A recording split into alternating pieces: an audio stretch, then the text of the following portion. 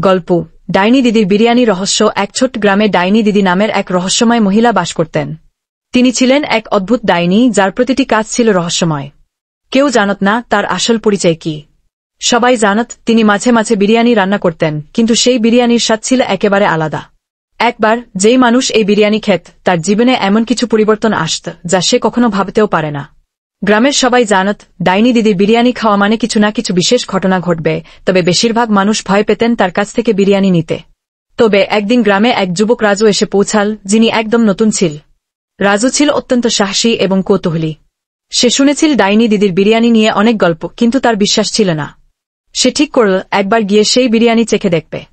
রাজু একদিন ডাইনি দিদির কাছে গিয়ে বলল, ডাইনি দিদি, আমি শুনেছি আপনার বিরিয়ানি খুবই বিশেষ, আমি কি এক প্লেট বিরিয়ানি পেতে পারি? ডাইনি দিদি রাজুর দিকে তাকিয়ে মুচকি হাসলেন এবং বললেন, তুমি সত্যি তা চাও?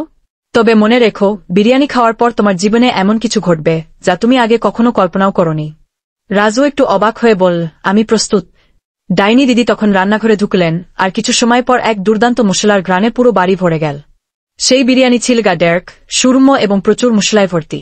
রাজু বিরিয়ানি খেতে শুরু করল এবং অদ্ভুতভাবে বিরিয়ানি খাওয়ার সাথে সাথে তার দৃষ্টি আর মনোযোগ একেবারে পরিবর্তিত হতে লাগল। হঠাৎ রাজু অনুভব করল যে তার চোখের সামনে অদ্ভুত দৃশ্য ফুটে উঠছে। সে দেখতে পায় গ্রামটির মানুষরা যেন খুব ভীত এবং আতঙ্কিত। তারা কি করবে, কিভাবে চলবে, এসব চিন্তা তাকে ভাবাতে শুরু করল।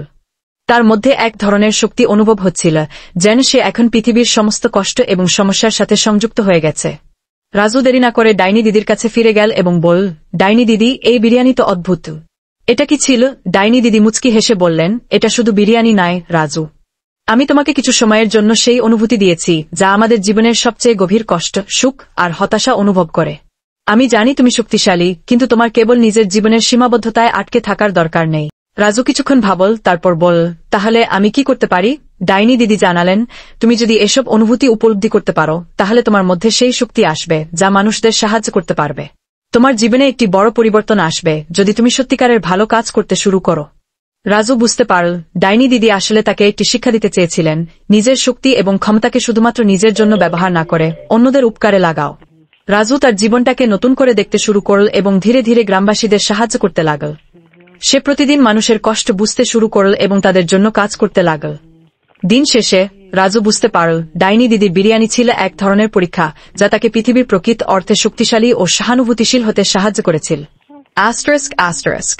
আশা করি এই গল্পটি আপনাকে ভালো লেগেছে। Smiling face with smiling eyes.